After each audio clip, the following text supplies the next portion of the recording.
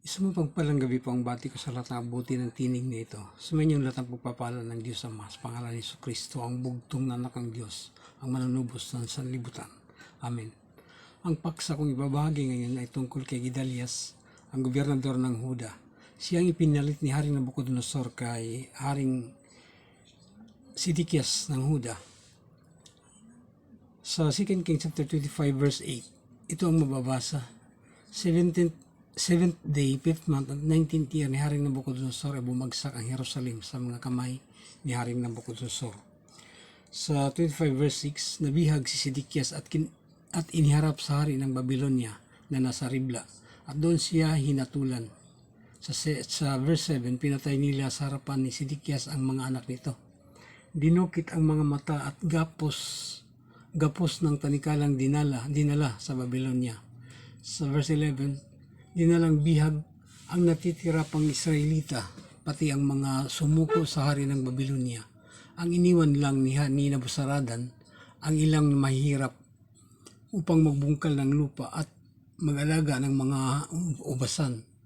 Sa verse 18, sa mga nabihag ni Nabuzaradan, Pangulong Saserdoteng si Seraya, ang pangalawa niyang si Sophonias, at ang tatlong bantay pinto, tagapamahala sa mga mandirigma ng lungsod, 5 tagapayo ng hari, kalihim ng punong kawal at ang 60 kataong nakita niya sa lungsod. Sila'y dinala sa Ribla sa hari ng Babylonia at doon ipinapatay sa lupain ng Hamat. Dito ipinapatay ng hari ng Babylonia ang mga punong saserdote at ang pangalawang saserdote, si Sophonias at si Seraya, at madaming pinapatay sa Ribla. Kaya ang topic ngayon si Gedalias, ito'y makikita sa Jeremiah chapter 40 verse 5 at sa 2 King chapter 25 verse 22. Si Gedalias na anak ni Ahikam at apo ni Shaphan ay hinirang ng Haring Nabucodonosor bilang gobernador ng mga natirang taga-Huda.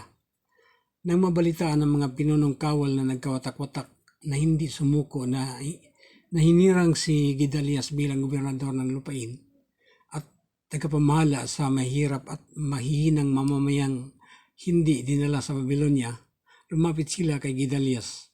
Ito'y makikita sa 2 Kings chapter 25 verse 23, si Ismael, anak ni Netanyas at apo ni Elisama. Jeremiah chapter 40 verse 8, si Joanan, anak ni Karia, at Seraya na anak ni Tanhumit. Ang mga anak ni Ifay na taga Mitufat, at si Jasanyas na anak ng taga Maakas. Sa 2 King chapter 25 verse 25, pagkalipas ng 7 buwan, dumating si Ismael kasama ang 10 pa at pinatay nila si Gedalias at ang iba pang mga Hudyo at ang mga Kaldeyong kasama ni Gedalias. Ito'y pinatay ni Ismael kasama. Si Ismael ay isang pinuno din ng mga kawal ng Israel na hindi sumuko sa mga taga-Babylonia. 7 buwan lang ang itinagal ni Gedalias sa kanyang pamamahala bilang gobernador ng Huda dahil sa bumagsak ang Jerusalem ng 7th day, 5th month, 19th year ni Haring Nabucodonosor. Ito ay sa taong 590 BC ayon sa my chart of generation table na naipakita ko na sa pamagat doon ay si Daniel at sa kay Nabucodonosor. At marami pang mga content ko na ipinapakita ko kung paano dumating ito sa 590 BC. Ang 5th month dito plus 7 is 12. Kung kaya namatay si Gedalias kung sa ating kapanahon, sa bilang ng ating mga kalendar, kung dito sa pagbagsak ng Jerusalem sa May 7 ng ika-19th year ni Haring Nabucodonosor, taong 590 BC, dito naman sa kamatayan ni Gedalias, walang binanggit na araw, kundi ang buwan, 12. So, kung sa ating kapanahonan, sa ating kalendar, December, pang 19th year ni Haring Nabucodonosor, 590 BC pa rin. 7 buwan lang. Sa Jeremiah chapter 46:2, dito rin ipinapakita na si Faraon Nico ay tinalo ni Haring Nabucodonosor. Itong Faraon Nico, ito yung lumaban kay Haring Nabucodonosor na ama ni Haring Nabucodonosor na ito na bumihag, na sumakop sa Jerusalem. Ang unang taon ni Haring Joachim hanggang ikatlong taon, ang hari sa Babylonia ay si Haring Nabucodonosor na ama ni Nabucodonosor, kumbaga si Nabucodonosor II. Itong Nabucodonosor na sumakop sa Jerusalem, ito yung after 19 taon ni Nabucodonosor, ang hari ng Ehipto ay si Paraon Hofra. Ito ang makikita na sa Book of Jeremiah after na masakop ang Jerusalem, dahil ito ay napakatagal pang panahon ng panahon na Haring Joachim. Dumaan na si Joachim, si Joaquin, si Sedekias. Umabot ng 11 years. After 11 years na bumagsak ang Jerusalem, ang hari sa Ehipto noon, dahil ito ang hari ng Ehipto na tinalo ni Haring Nabucodonosor ay si Faraon Nico. Sa Jeremiah chapter 46 verse 2. Lumikas sa Ehipto ang mga natirang Hudyo kasama si Jeremias at si Barok. Kasama sila Johanan at lahat ng mga bata, mga babae at mga kawal na hindi sumuko sa mga taga-Babylonia, yung mga tumakas, o kaya lahat sila ay pumunta ng Ehipto. Dito ko tatapusin ang bahaging ito. Kung ipapakita ko rin ang chart of generation table o ang chart na ginawa ko para na rin sa mga kaalaman dito kung sa mga taon. Ibibigay ko dito umpisahan ko dito sa chart na ito sa 643 BC. Ang 643 BC, ito yung taon ni Haring Josias. Kukunin ko rito ang mga taon sa 643 BC hanggang 612 BC. Ito yung kapanahonan ni Haring Josias hanggang dito sa 557 BC, kapanahonan nito ni Daniel, at ito yung unang taon ni Haring Ciro ng Persia, 557 BC. Magmula sa 643 BC. Medyo mahaba dito. So 643 to 557 BC. At ang topic ngayon na si Gedalias ay dito lang sa 590 BC. Sa 590 BC, bumagsak ang Jerusalem sa 7th day, 5th month, and 19th year ni Haring Nabucodonosor. Ito 19th year ni Haring Nabucodonosor. Ito bilang ng mga taon ni Haring Nabucodonosor. Si Haring Nabucodonosor ay nag-umpisa maghari sa Daniel chapter 1 verse 1. Daniel chapter 1 verse 1. Ito naman sa pangatlong taon ni Haring Joachim. Pangatlong taon ni Haring Joachim, siya nang naghari. Ito sa taong 609 BC. At dito sa mga taon na ito, itong from 643 to 609, ito'y kapanahonan ni Haring Josias. Ang hari dito ay si Haring Nabucodonosor. Ito ang isang chart. Ito ang time ni Gedalias ay dito sa 590 BC. Bumagsak ang Jerusalem sa 7th day, 5th month, and 19th year ni Haring Nabucodonosor. 12th month and 19th year ni Haring Nabucodonosor. Ito sa 590 BC pa rin. Ito ang 590 BC. Ito si Gedalias. Dito lang ang 590 BC. Ang sinundan niya ay si Sedekias na mahal ng 11 years. Kung kaya pang 11 years, dito bumagsak ang Jerusalem sa pang 11 years ni Sedekias. Dito sa unang taon, umpisahan ko dito sa panahon ni Haring Josias. Si Haring Josias ay namahala ng 643 BC hanggang 612 BC, 31 years. At unang nagpropesiya si Jeremiah sa 13th year ni Haring Josias. Sa 13th year ni Haring Josias, 643 minus 13 is 630 BC. Jeremiah chapter 25 verse 3. Ito yung unang lumabas si Jeremiah sa aklat ng Biblia. Dito unang lumabas si Jeremiah sa 13th year ni Haring Josias. Ito sa taong 630 BC. Ito'y magmula lang to kay Haring Josias. At ang hari dito sa Babylonia ay si Haring Nabucodonosor, na ama naman ni Nabucodonosor na 31 years ni Haring Husyas, nakipaglaban si Haring Nabucodonosor kay Haring Nico ng Ehipto. At si Haring Husyas ay sumaklolo dito. Kung kaya dito siya namatay, tinamaan siya ng pana at nakatakbo pa siya ng Megido. Doon siya namatay sa Megido. Pagkamatay ni Haring Husyas, pinalit sa kanya ay si Huakas. Si Huakas ang pinalit sa kanya. Si Huakas ay naghari ng 612 BC. Dahil ang pang 31st year ni Haring Husyas ay 612 BC. O kaya si Huakas, 612 BC, 3 buwan lang ay 612 BC pa rin. Siya ay binihag ni Haring Nico dahil nalaman ni Haring Nico na si Husyas ay kumampi sa taga-Babylonia. Kung kaya ang Jerusalem ay kanyang pinagbubuwis. Sinakop niya ang Jerusalem at binihag si Huakas, dinala sa Ehipto, at pinalitan ang hari na si Joachim, anak ni Husyas din. Kung kaya unang taon ni Haring Joachim, matapos kay Husyas kay Huakas, unang taon ni Haring Joachim hanggang pangatlong taon ang hari sa Babylonia ay si Nabucodonosor pa, Nabucodonosor II. Pangatlong taon ni Haring Joachim, ito'y from 612 minus 3 is 609. Ito na si Haring Nabucodonosor.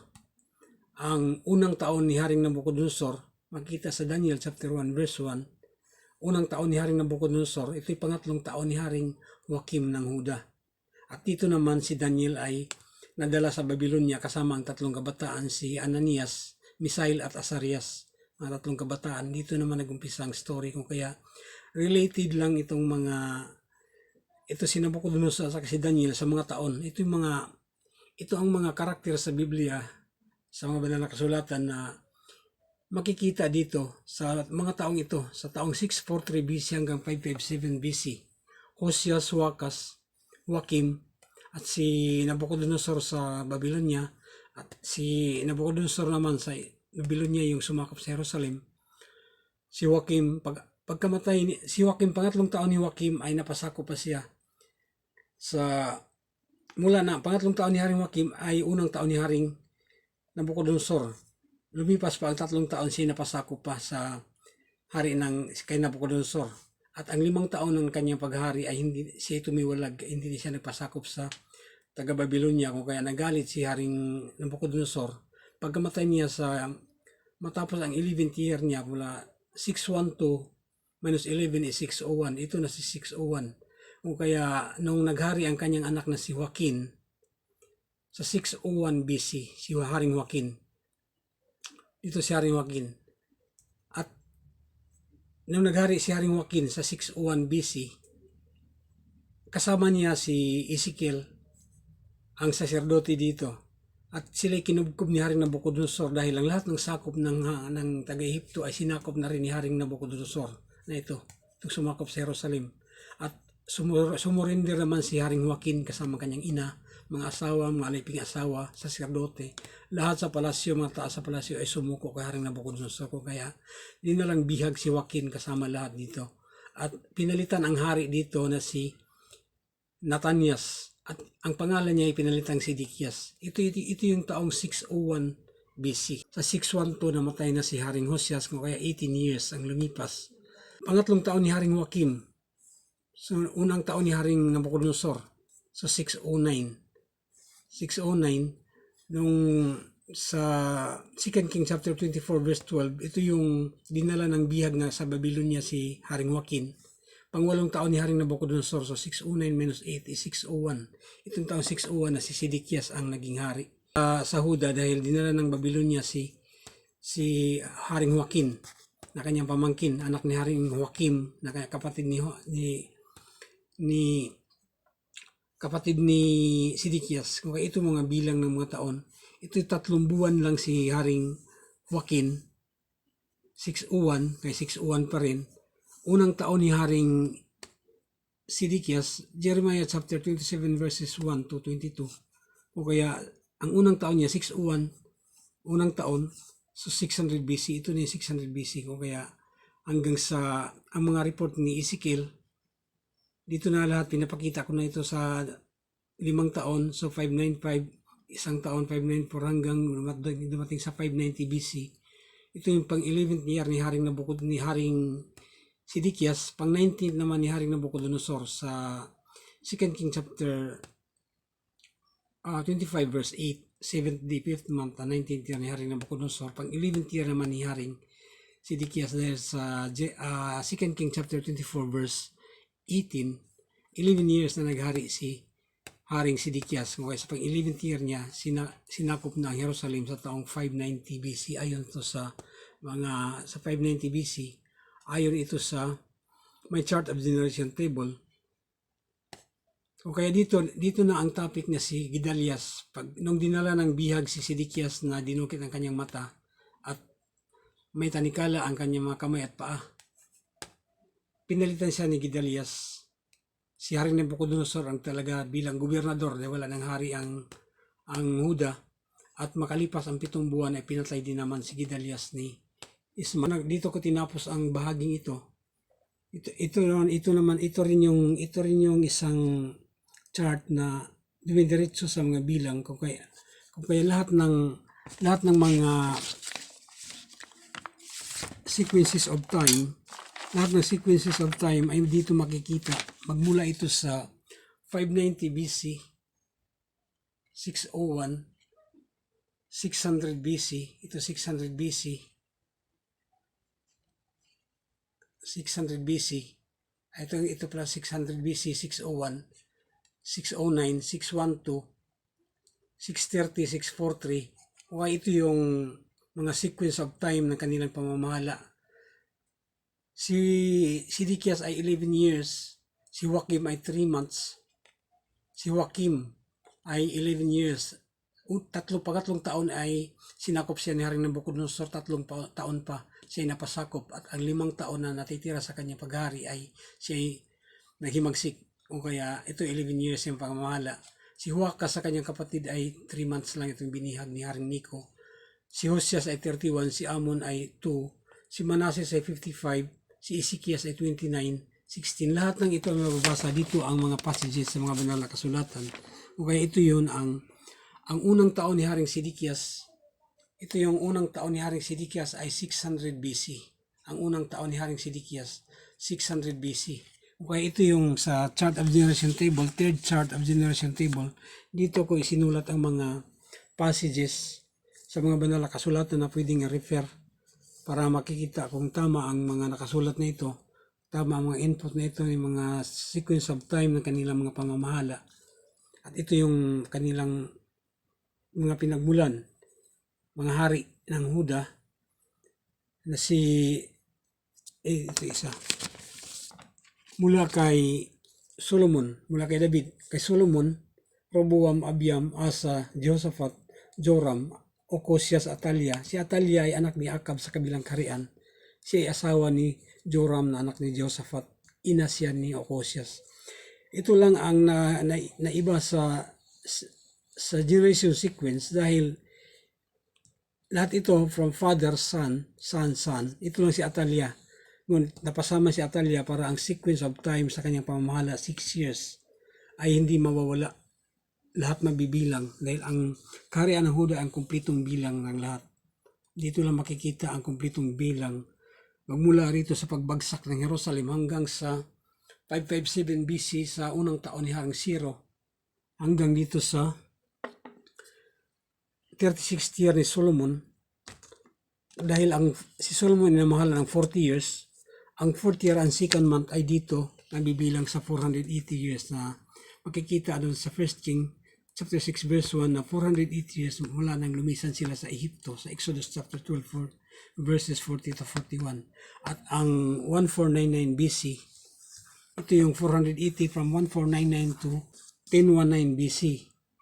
O sa isang bilang, sa direct count, mula ng paglikha, 2,600 years hanggang 3,081. At dito naman yan nag-umpisa. Dito yan nag-umpisa sa first chart of generation table. Ang first chart of generation table, binubuo ito ng 3 sets of generations magmula kay Father Adam. Si Father Adam hanggang kay Father Noah, 10 generations. Si Father Shem na anak ni Father Shem, na anak ni Ito si Father Shem na anak ni Father Noah hanggang kay Abraham. At si Jacob na anak ni Abraham hanggang dito sa 80 years old si Moises nang lumisan sila sa Ehipto. Nang huling araw niya ka 430 years ay lumisan sila sa Ehipto. Dito makikita. Sumainyo lahat ang pagpapala ng Diyos Ama sa pangalan ni Jesucristo. Amen at amen.